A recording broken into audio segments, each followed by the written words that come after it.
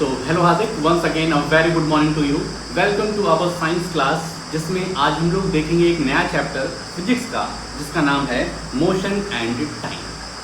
तो इसमें हम लोग मोशन को समझेंगे कि मोशन आखिर क्या होता है, टाइम को कैसे रिप्रेजेंट करते हैं, क्या उसकी एसआई यूनिट है और कौन उसके लार्जर यूनिट्स हैं। ये सब चीज़ों के बारे में हम लोग अपने इस चैप्टर में देखेंगे। ठीक है, तो ये चैप्टर को दो पार्ट में डिवाइड करते हैं, बहुत बड़ा चैप्टर नहीं है, तो दो वीडियो में ये चैप्टर अपना कंप्लीट हो जाएगा। तो चलते हैं आज के अपने पार्ट पर और देखते हैं यहाँ पर क्या हमें डिस्कस करना है। ठीक है भाई, फुल कंसंट्रेशन के साथ भाई साहब रहिएगा, क्योंकि शाम को इससे रिलेटेड क्वेश्चन से तुमसे हम पूछेंगे। ठीक है, तो ऐसा ना हो कि सर जी हमें तो आ ही नहीं रहा है। ठीक है, ऐसा होगा तो फिर दिक्कत बनेगी भाई। ठीक है, motion and time chapter number 9 rhyme कर लिया भाई। इन class 6 you learn about different types of motions. Friend, class 6 में तुमने कई प्रकार के मोशन पढ़े, भूल गए। होता है सभी बच्चों के साथ ऐसा होता है कि 7th में पहुंचने के बाद सिर्फ की चीज़ें भूल जाते हैं, और तुम्हारे साथ भाई साहब तो और ही दिक्कत है, तुम तो कल का पढ़ा भूल जाते हो, है ना ये बात। You learn that a motion could be along a straight line, it could be circular or periodic। कह रहे हैं पिछले क्लास में याद नहीं आ रहा है तो याद दिलाए देते हैं कि तुमने मोशन 3 टाइप्स के पढ़े थे। जैसे कि मोशन स्ट्रेट लाइन में हो सकता है, स्ट्रेट लाइन में मतलब टकबक टकबक टकबक टकबक इस तरीके से चल रहे हो तुम स्ट्रेट लाइन में। मोशन तुम्हारा सर्कुलर हो सकता है कि तुम एक पिलर के चारों तरफ इस तरीके से चक्कर लगा रहे हो, टकबक टकबक टकबक टकबक ना भाई, कैसे टकबक टकबक। सर्कुलर हो सकता है, स्ट्रेट लाइन समझ में आ गया, मतलब जैसे तुम स्कूल के लिए जा रहे हो तो स्ट्रेट लाइन में चले जा रहे हो। सर्कुलर किसी पिलर के चारों तरफ इस तरीके से चक्कर चक्कर चक्कर लगा रहे हो। पीरियोडिक मतलब होता है कि एक ऐसा मोशन जो कि कुछ टाइम बाद क्या हो, रिपीट होने लगे, कुछ टाइम इंटरवल बाद रिपीट होने लगे। जैसे कि तुम एक पेंडुलम लो, क्या लो, एक पेंडुलम लो। पेंडुलम यहाँ पर हम ले सकते हैं, कुछ बनाए नहीं है। जैसे मान लो ये हमारी पेन है, इसको हमने यहाँ से छोड़ा तो ये यहाँ से ऐसे ऐसे ऐसे ऐसे ऐसे से जुड़ा है। ठीक है, यहाँ पर कुछ पेंडुलम हम लेते हैं। जैसे तुम्हारे जो ऑफिस में जहाँ पर हम लोग पढ़ाई करते हैं, वहाँ पर जो पेंडुलम लगा हुआ है वो पीरियोडिक मोशन करता है। ठीक है, एक ही मोशन को बार बार रिपीट कर रहा है। मोशन मतलब क्या होता है, मोशन मतलब मूव करना, मूवमेंट करना। तो वो अपने जो मूवमेंट कर रहा है उसको बार बार रिपीट कर रहा है, तो उसको हम लोग पीरियोडिक मोशन कहते हैं। शाम को पूछेंगे कि पीरियोडिक मोशन क्या होता है, यही बताना कि ऐसा मोशन जो कुछ टाइम इंटरवल बाद रिपीट होने लग जाए, उसको हम लोग क्या कहते हैं, पीरियोडिक मोशन। सर्कुलर मोशन क्या होता है, तो किसी एक स्थान के चारों तरफ हम सर्कल में मोशन करने लग जाएं, उसके चारों तरफ घूमने लग जाएं, तो वो है अपना सर्कुलर मोशन। और सबसे आसान motion along a straight line, एक स्ट्रेट लाइन में हम लोग टकबक टकबक चल रहे हैं। Table 9.1 gives us some common examples of motion. Identify the type of motion in each case. यहाँ पर एग्जाम्पल ऑफ मोशन लिखा है, यहाँ पर तुम्हें बताना है कि कौन सा मोशन है, स्ट्रेट लाइन वाला मोशन है, सर्कुलर है कि पीरियोडिक है। एक दो बता देते हैं। Soldiers in a march past हो रहा है, परेड हो रही है। सोल्जर्स किस तरीके से मूवमेंट करते हैं, तो हम लिखेंगे यहाँ along a straight line, along a straight line. Bullock cart moving on straight road, straight road में बुलक कार्ट किस तरीके से मूवमेंट करते हैं, नहीं बताएंगे वाला, अब तुम जानो ना। बुलक कार्ट जो होते हैं स्ट्रेट रोड में किस तरीके से मूवमेंट कर रहे हैं। Hands of an athlete in a race, कोई एथलीट है तो उसके हैंड्स का किस तरीके से मूवमेंट होता है, तो तुम देखोगे कि इस तरीके से मूवमेंट होता है ना। तुम देखोगे कि जो मोशन हो रहा है वो रिपीट हो रहा है ना भाई। जब मोशन रिपीट होता है तो उसको पीरियोडिक कहते हैं। ठीक है भाई साहब, शाम क्लास में सब पूछेंगे, अगर भूल गए तो मार खाओगे।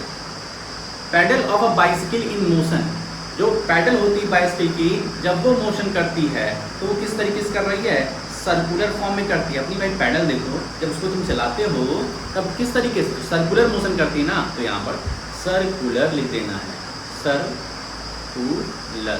तो ये टेबल कॉपी में भरना, अपने बुक में नहीं, पूरे टेबल बनाना और कॉपी में अच्छे से करना।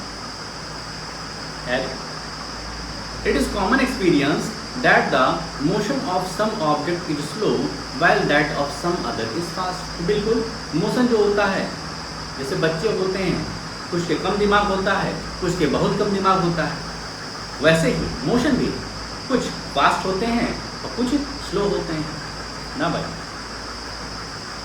क्या ही कर सकते हैं। अब स्लो और फास्ट कैसे हम जानते हैं कोई स्लो है कि कोई फास्ट? कहोगे सर कि बहुत ही आसान चीज़, जो जल्दी जल्दी मूवमेंट करे, जो आगे निकल जाए उसको हम फास्ट कहते हैं, जो धीमे धीमे चले उसको हम स्लो कहते हैं। एकदम धीमे बात, साफ सीधी बात है, वही चीज़ लिखी है यहाँ पर। We know that some vehicles move faster than others. कुछ व्हीकल्स हैं वो तेज़ी से चलती हैं, जैसे साइकिल और कार, दोनों व्हीकल ही तो हैं, लेकिन कौन तेज चलेगी? अगर दोनों चल रही हैं तब, दोनों अगर चल रही हैं तो कौन सी तेज भागेगी? तो कार है। साइकिल तुम्हारी धीमे चलेगी भाई साहब। Even the same vehicle may move faster और स्लोअर एट डिफरेंट टाइम्स। यहाँ तक कि सेम जो तुम्हारी, जैसे साइकिल को ले लो, अपने पास साइकिल है तो साइकिल का एग्जांपल लेंगे। साइकिल कभी कभी हम तेज भगाते हैं, कभी कभी धीमे भगाते हैं। मान लो हमें कहीं के लिए लेट हो रहा है, तो सर जी ऐसा कभी नहीं होता, क्योंकि स्कूल हमें पापा छोड़ते हैं या तो फिर वैन जाती है। लेकिन जब कुत्ते भगाते हैं मुझको, जब कुत्ते पीछे पड़ जाते हैं तो साइकिल की जो स्पीड है वो बहुत तेज़ी से आगे भागती है, बहुत तेज़ कर देता हूँ साइकिल। और जब ऐसा कोई इंसिडेंट नहीं होता है, कुत्ते नहीं हैं वहाँ पर, तो मैं फिर धीमे धीमे साइकिल चलाता हूँ। तो एक ही व्हीकल अलग अलग टाइम पर अलग अलग स्पीड गेन करती है। Make a list of 10 objects moving along a straight path. Group the motion of these objects as slow and fast. तो ऐसे इसको तुम्हें नहीं करना है, इसको बस ऐसे समझ लो कि स्ट्रेट पाथ पर मूवमेंट करने वाली अलग अलग व्हीकल्स, अलग अलग ऑब्जेक्ट्स को तुम्हें समझना है, वो धीमे चलते हैं कि तेज चलते हैं। अब एग्जांपल में ले लो तुम, जैसे टाइगर ले लो और कैट ले लो। टाइगर और कैट में देखोगे तो टाइगर तेजी से भागेगा ना भाई। अब एग्जांपल में लो कार और अपनी बाइसिकल, तो कार तेजी से भागेगी, बाइसिकल स्लो स्लो चलेगी। ऐसे ही बहुत सारी चीज़ें हो सकती हैं। How did you decide which object is moving slow and which one is moving fast? अब भाई साहब हम अपन को तो एक्सपीरियंस, हम लोग को तो एक्सपीरियंस है, हम लोगों ने देखा है कि हाँ कार तेजी से चलती है, उसका मूवमेंट, उसका मोशन तेजी से होता है, हम लोगों ने देखा है।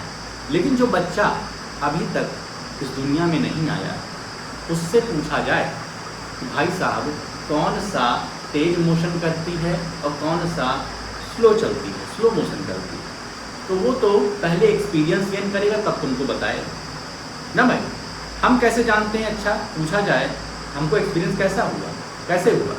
तो भाई साहब कार क्या होती है, अगर रेस चल रही कार और बाइसिकल की, तो कार तुम्हारी आगे चली जाएगी। यहाँ पर दिया हुआ है, if vehicles are moving on a road in the same direction we can easily tell which one of them is moving faster than the other.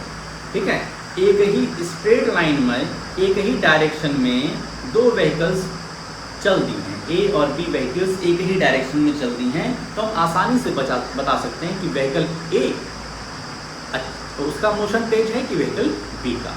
ठीक है, लेकिन ध्यान रखना अगर अलग अलग पाथ पर दोनों मूवमेंट करेंगी, एक इस डायरेक्शन में जा रही है और बी हमारा इस डायरेक्शन में जा रहा है, तो हम नहीं बता पाएंगे कौन सी तेज है और कौन सी धीमा है। Activity 9.1, look at figure 9.1। 9.1 में तुम्हारा एक फिगर दिया गया है।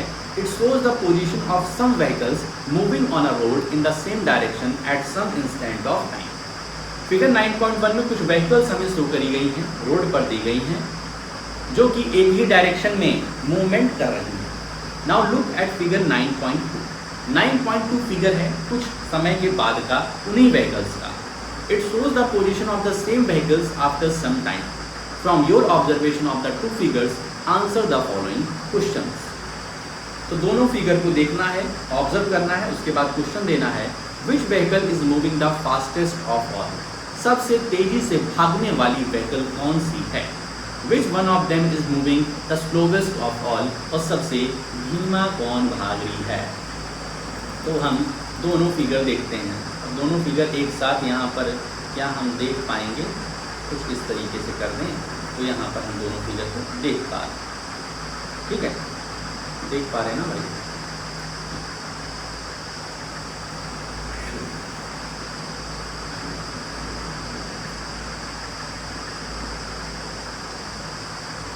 अब दोनों फिगर को यहाँ पर हम अच्छे से देख पा रहे हैं।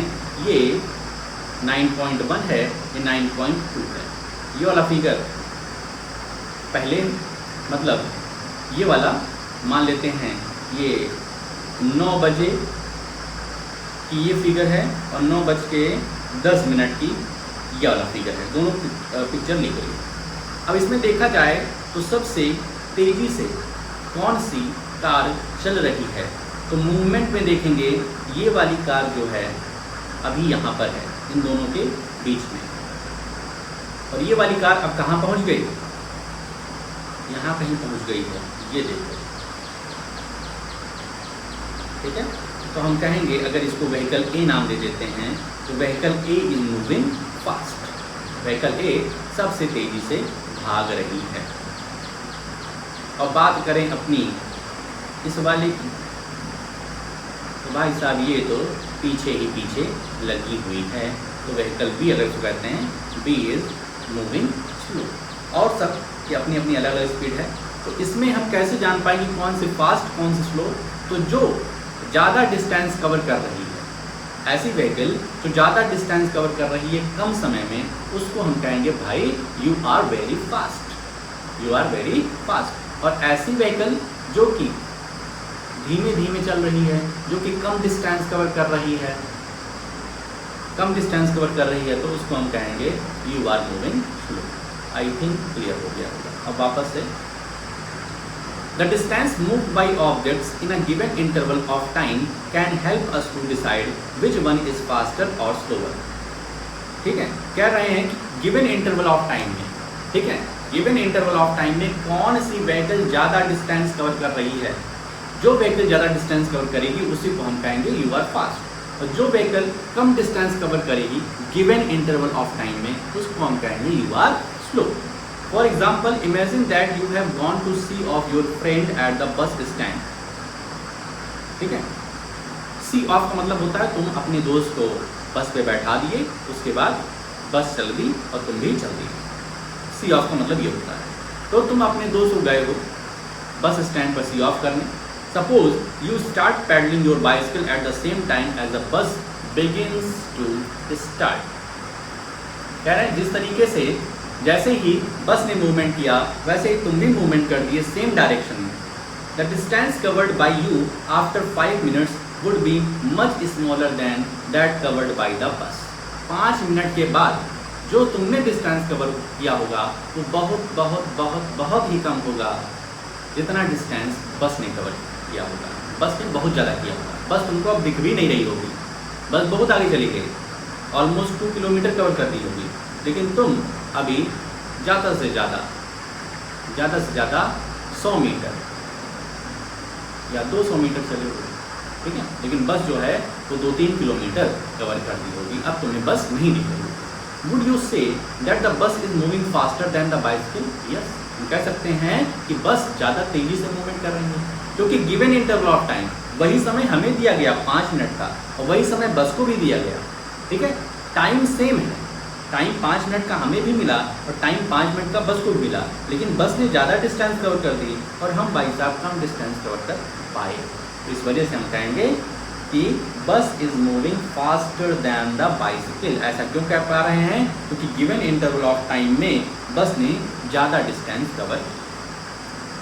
We often say that the faster vehicle has higher speed. ठीक है, हम ये कहते हैं कि जो फास्टर व्हीकल होती हैं उनकी हायर स्पीड, ज़्यादा तेज स्पीड होती है। In a 100 metre race it is easy to decide whose speed is the highest. One who takes shortest time to cover the distance of 100 meter has the highest speed। तो वही बात कह रहे हैं कि जो कम से कम समय लेगा 100 मीटर को कवर करने में उसकी ज़्यादा स्पीड होगी, तो जो ज़्यादा समय लेगा उसकी कम स्पीड होगी। क्या ही करें। अब बात आती है अपने दूसरे टॉपिक पे, स्पीड। स्पीड क्या होता है? बहुत ही सिंपल सा कॉन्सेप्ट है भाई साहब, बस कहानी सुनते जाओ, लास्ट में रीडिंग मान लेना, सब कुछ क्लियर है। You are probably familiar with the word speed. In the example given above, a higher speed seems to indicate that a given distance has been covered in a shorter time or a larger distance covered in a given time. Speed हम किसको कहेंगे? हम किसको कहेंगे कि speed ज़्यादा है? जो क्या करेगा, ज़्यादा डिस्टेंस कवर करेगा कम समय में। एक बात हो गई, जो ज़्यादा डिस्टेंस कवर करेगा कम समय में, उसको हम कहेंगे भाई साहब स्पीड तुम्हारी ज़्यादा है। या हम कहेंगे कि ऐसा पर्सन जो कम से कम समय ले डिस्टेंस को कवर करने में, जो कम से कम समय ले 100 मीटर कवर करने में, उसकी स्पीड ज़्यादा होती है। दो तरीके की बात हम कह सकते हैं स्पीड के संदर्भ में। पहली कि जो ज़्यादा डिस्टेंस कवर करे कम समय में, या फिर जो कम समय ले डिस्टेंस 100 मीटर 200 मीटर रेस को कंप्लीट करने में, उसकी स्पीड ज़्यादा हो। दोनों बात सही। The most convenient way to find out which of the two और more object is moving faster is to compare the distance moved by them in a unit time. तो कह रहे हैं सबसे आसान तरीका है कि कौन सा ऑब्जेक्ट फास्ट मूव कर रहा है या कौन सा ऑब्जेक्ट स्लो मूव कर रहा है। बस ये निकालो कितना डिस्टेंस कवर कर रहा है एक यूनिट टाइम में। यूनिट टाइम क्या होता है? 1 सेकेंड हो सकता है, 1 मिनट हो सकता है, 1 आवर हो सकता है, 1 डे हो सकता है, 1 ईयर हो सकता है। ठीक है, बस यूनिट होना चाहिए, 1 लगा रहना चाहिए। तो गिवन यूनिट टाइम में वो कितना डिस्टेंस कवर कर रहा है, यही क्या होगी उसकी speed. Thus, if we know the distance covered by 2 buses in 1 hour, we can tell which one is faster. अगर हमें ये पता चल जाए कि 1 घंटे में किस बस ने ज़्यादा डिस्टेंस कवर किया है, तो हम बता सकते हैं कि किस बस की स्पीड ज़्यादा है। We call the distance covered by an object in a unit time as the speed of the object.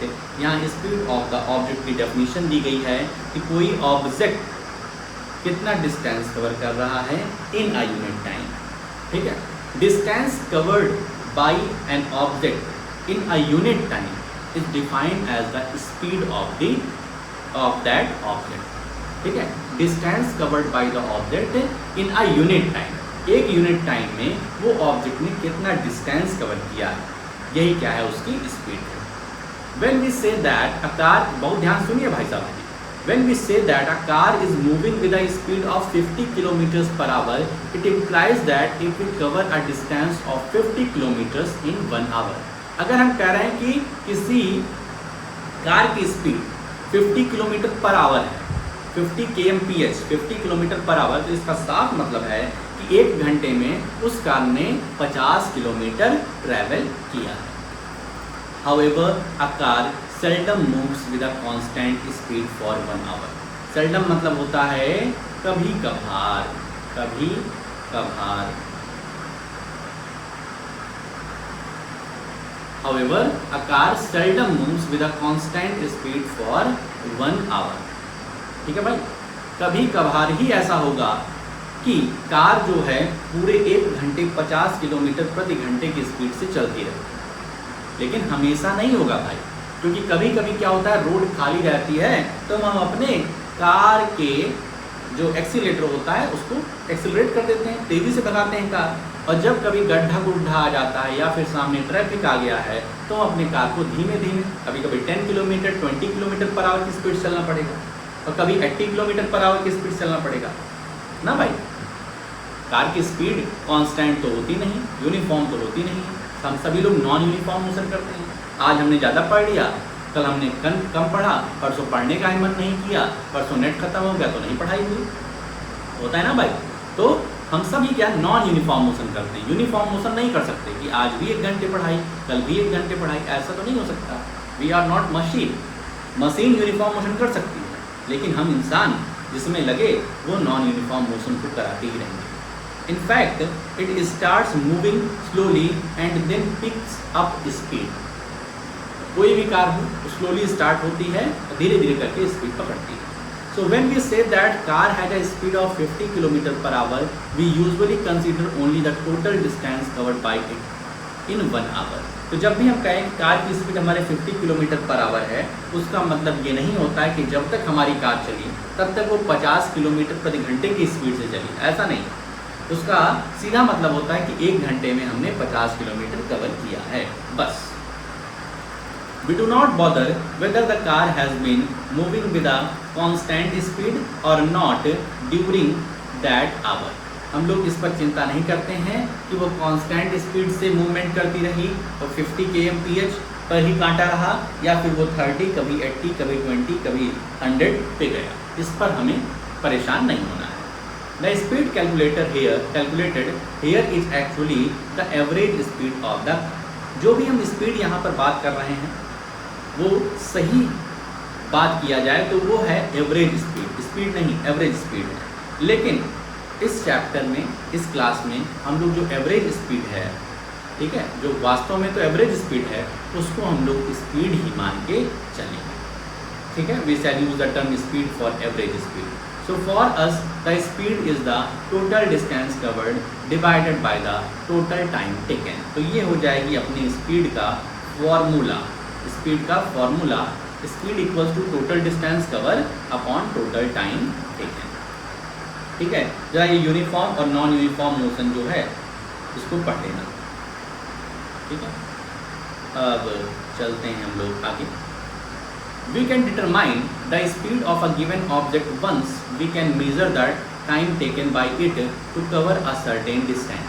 किसी भी ऑब्जेक्ट की यदि हमें स्पीड निकालनी है, बहुत ध्यान से सुनिए भाई, किसी भी ऑब्जेक्ट की यदि हमें स्पीड निकालनी है तो हम क्या करें, ये पता कर लें कि उसने कितना डिस्टेंस ट्रैवल किया है, उसको हम ऊपर लिखते हैं, अपॉन उसने कितना टाइम लिया है उसको नीचे कर दें, डिवाइड कर दें, हमें पता चल जाएगा कि हमारे उस ऑब्जेक्ट की स्पीड क्या है. In class 6 you learn how to measure distances. Class 6 में हम लोगों ने ये डिस्टेंस को मेज़र करना सीख लिया है. क्लास 6 में किलोमीटर वगैरह को, ठीक है, मीटर को, सेंटीमीटर को, ये सब मेज़र करना हम लोगों ने सीखा है. इस चैप्टर में हम लोग मेज़र करेंगे टाइम को. How do we measure time. ठीक है, तो स्पीड का फॉर्मूला क्या होता है, by total distance covered. Total distance covered, TDC, total upon total time taken, TTT. TDC upon TTT speed का फॉर्मूला है. करेंट डिस्टेंस को मेज़र करना हम लोगों ने क्लास 6 में सीख लिया है. हम इस क्लास में सीखते हैं टाइम. तो मेजरमेंट ऑफ टाइम, ये है अपना आज का last topic. If you did not have a clock, how would you decide what time of the day it is.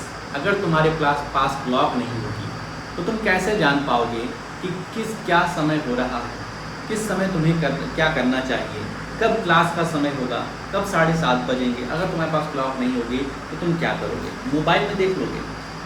Mobile भी ना हो तो क्लॉक जैसा कुछ एग्जिस्ट ही ना करता हो तो बहुत ही दिक्कत हो जाएगी. Have you ever wondered how our elders could tell the approximate time of the day by just looking at shadows. पहले के लोग जो थे, बहुत ही उम्रदराज वाले लोग थे, ठीक है, एंसेस्टर जो हमारे थे, वो लोग तब ये क्लॉक जैसा कुछ था नहीं, या क्लॉक था भी तो बहुत ही अमीर लोगों के पास था, गरीब लोगों के पास नहीं था. तो वो लोग क्या करते थे, शैडो को देख करके बता सकते थे. शैडो को देख करके टाइम बता सकते थे. ध्यान रखना, एग्जैक्ट टाइम नहीं, अप्रॉक्सीमेट टाइम बताते थे. ठीक भाई. How do we measure time interval of a month, a year. तो हम भाई साहब किस तरीके से टाइम मेजर करेंगे मंथ और ईयर का. Our ancestor notice that many events in nature repeat themselves after definite interval of time. हमारे जो एंसेस्टर थे बहुत ही दिमागदार थे. हम लोग के पास ये दिमाग की थोड़ी सी कमी हो गई, लेकिन जो एंसेस्टर थे भाई साहब बहुत ही अच्छा दिमाग था. मोबाइल नहीं था ना तब. आजकल तो लोग मोबाइल देख करके अपना दिमाग कम कर ले रहे हैं, इसलिए मोबाइल कम देखा करो भाई साहब. ठीक भाई. तो हमारे एंसेस्टर ने एक्सपीरियंस किया कि इस नेचर में क्या हो रहा है, कि कुछ वर्क हैं, कुछ ऐसे इवेंट हैं जो कि रिपीट हो रहे हैं कुछ समय के बाद. जैसे कि for example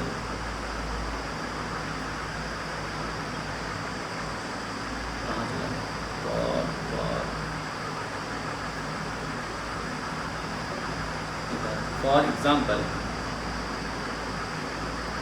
example they found that the sun rises every day in the morning. उन्होंने देखा कि एक इवेंट हो रहा है सनराइज का, हर सुबह हो रहा है।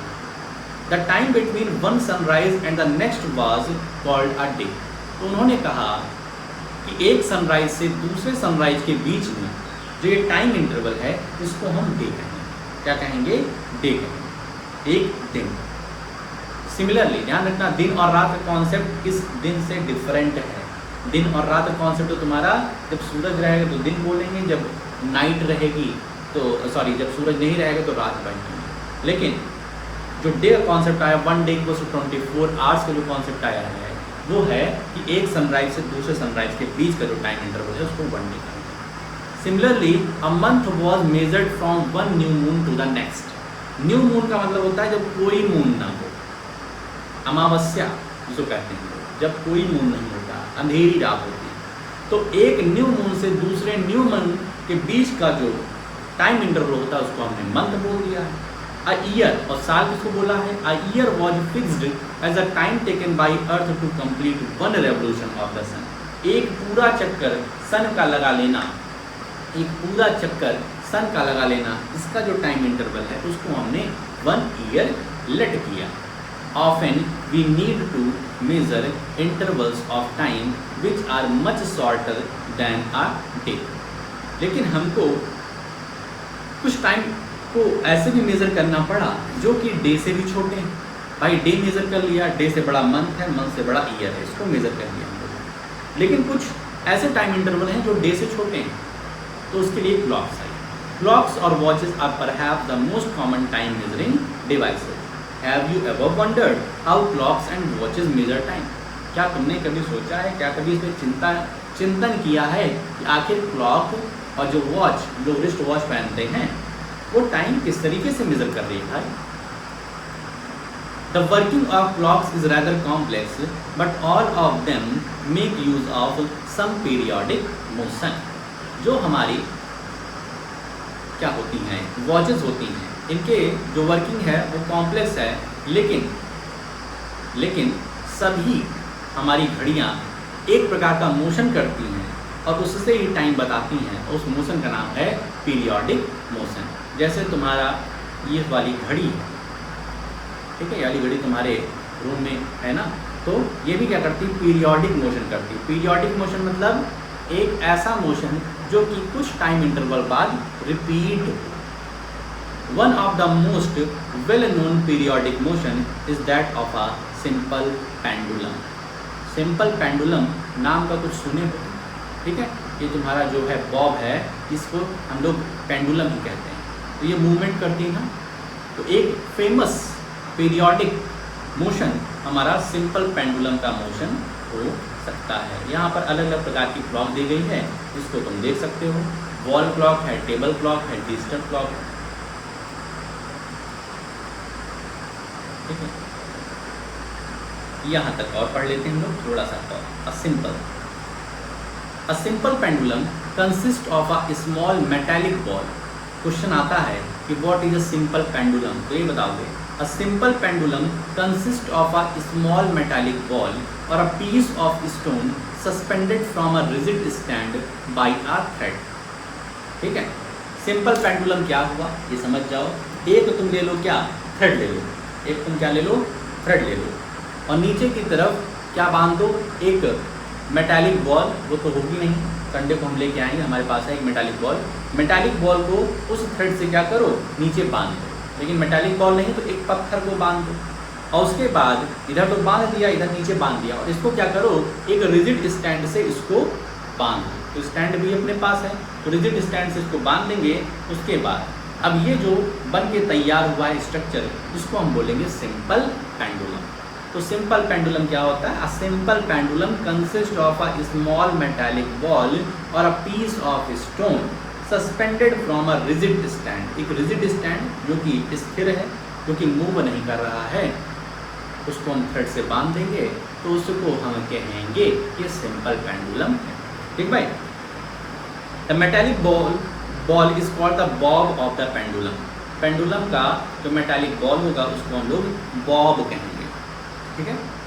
Figure 9.4a shows the pendulum at a rest in its mean position, ठीक है।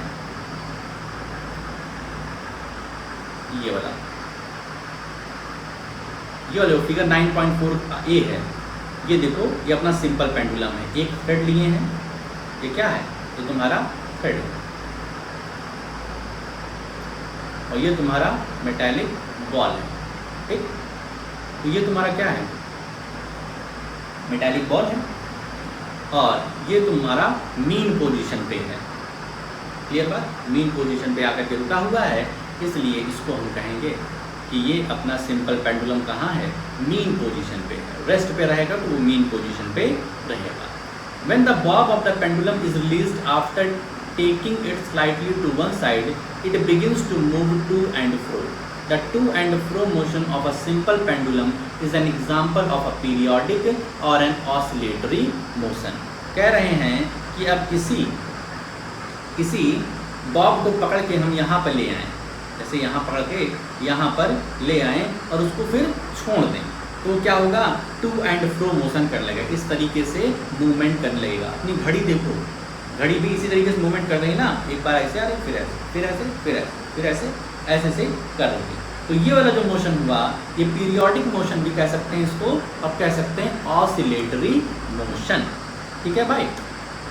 The pendulum is said to have completed one oscillation when its bob starting from its mean position O moves to A to B and back to O, ठीक है। One oscillation किसको कहेंगे, एक round किसको कहेंगे, ठीक है। तो देखो, इसको, इस पेंडुलम को हम यहाँ पर लेके आए, ठीक है, यहाँ पर लेके आए, उसके बाद इसको हमने छोड़ दिया, इसको हमने क्या किया, छोड़ दिया। तो ये पहले तो यहाँ आएगा, फिर यहाँ से यहाँ जाएगा, फिर यहाँ से वापस यहाँ आएगा। इतना काम करने के बाद ये वन राउंड हो जाएगा, इसको हम वन ऑसिलेशन बोल देंगे। मतलब मीन पोजीशन से हमने बॉब को उठाया, ए पोजीशन पे ले आया, यहाँ से ये ऐसे गया, ऐसे वापस से अपने ओरिजिनल पोजीशन पे आ गया, इसको हम कहेंगे वन ऑसिलेशन। समझ गए, हम अपने बॉब को पकड़े, मीन पोजीशन पे था, रेस्ट पे था, बीच में था, इसको ऐसे उठाया, ए पर पहुंचा, इसको छोड़ा तो ये मीन पे आया, फिर बी पे गया और फिर मीन पे आ गया। मीन पे दोबारा आने पे ये वन ऑसिलेशन कंप्लीट हो गया, ठीक है भाई, समझ गए। The pendulum also completes one oscillation when its bob moves from one extreme position A to other extreme position B and comes back to A, ठीक है। इसको भी हम वन ऑसिलेशन कह सकते हैं कि A पोजीशन से B पे गया और B पोजीशन से वापस A पे आ गया, इसको भी हम वन ऑसिलेशन कह सकते हैं। तो वन ऑसिलेशन की दो तुम्हारे एग्जाम्पल यहाँ पे हो गए कि मेन पोजीशन से A पे लाया, A से B पे गया और B से वापस मीन पोजीशन पे आ गया, ये एक वन ऑसिलेशन है। या फिर तुम एक एक्सट्रीम पोजीशन ए पोजीशन से उसको छोड़ा तुमने, वो B पे गया, वापस A पे आया, ये भी वन ऑसिलेशन। मतलब अपनी पोजीशन पे वापस चले आना भाई साहब, वन ऑसिलेशन हो जाएगा, ठीक है। अब जैसे B से ही स्टार्ट करो तुम, यहाँ से गए A पे गए और A से वापस आ गए B पे, ये वन ऑसिलेशन हो गया, ठीक है। आई होप तो क्लियर हो गया होगा। The time taken by the pendulum to complete one oscillation is called its time period. हमारे पेंडुलम को एक ऑसिलेशन कंप्लीट करने पर, एक ऑसिलेशन क्या हो रहा है, एक राउंड मारने पर गया और वापस अपने पोजीशन पे आ गया, तो एक राउंड मारने पर, एक ऑसिलेशन मारने पर पेंडुलम को जितना टाइम लग रहा है वो उसका क्या होगा, टाइम पीरियड होगा। बहुत ही सिंपल है भाई, जितना टाइम लग रहा है पेंडुलम को एक ऑसिलेशन कंप्लीट करने में, वो है उसका टाइम पीरियड। अब इसके बाद जो भी एक्टिविटी 9.2 वगैरह है, इसको हम लोग अपने नेक्स्ट वीडियो में देख लेंगे। एक ही दिन सब कुछ पढ़ लिया तो क्या ही पढ़, ठीक है, कुछ कल के लिए छोड़ देते हैं, ठीक है। तो आई होप सो कि इस आधे घंटे में जो चीज़ें तुमको पढ़ाई हैं सब कुछ समझ में आ गई होंगी, कहीं कोई दिक्कत परेशानी नहीं होगी, ठीक है। तो तुम्हारा काम रहेगा कि प्रॉपर रीडिंग मार लेना भाई साहब, गर्मी बहुत है, पनिशमेंट हम तुम्हें ना दें ऐसी कोशिश रहे तुम्हारी, तो इसलिए रीडिंग अच्छे से कर लेना। जहाँ कहीं भी दिक्कत हो उसको अंडरलाइन करके शाम को पूछ लेना, ठीक है। और जो भी इंपॉर्टेंट पॉइंट्स तुमको नज़र में आ रहे हैं उसको अपनी साइंस कॉपी में ब्लैक और ब्लू पेन का इस्तेमाल करते हुए साफ सुंदर तरीके से लिख करके भेज दें, ठीक है। तो आज के लिए अपने इस वीडियो में हम लोग इतना ही रखते हैं, मिलते हैं नेक्स्ट वीडियो में। ओके।